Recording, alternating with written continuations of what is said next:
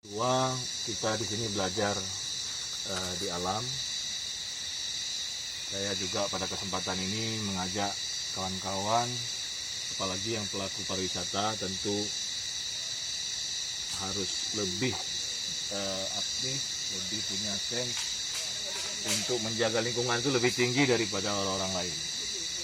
Jadi hari ini kita belajar bagaimana keindahan alam ini, kekayaan yang diberikan oleh Allah Subhanahu wa Ta'ala kepada kita semua, kita jaga bersama.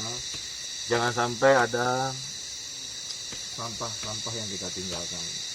Jadi kita meninggalkan lokasi ini nantinya akan ada game-game lagi, ada voucher. Voucher umroh nggak ada? belum. Jadi ya, pokoknya menarik sekali lah hadiah-hadiahnya ya Pak Amir ya. Iya, Pak. Jadi jangan dilewatkan. Kalau ada yang pulang, sayang. Usaha kita berharap tidak ada yang pulang sampai acara ini selesai. Jadi sekali lagi, sampah nanti panitia tolong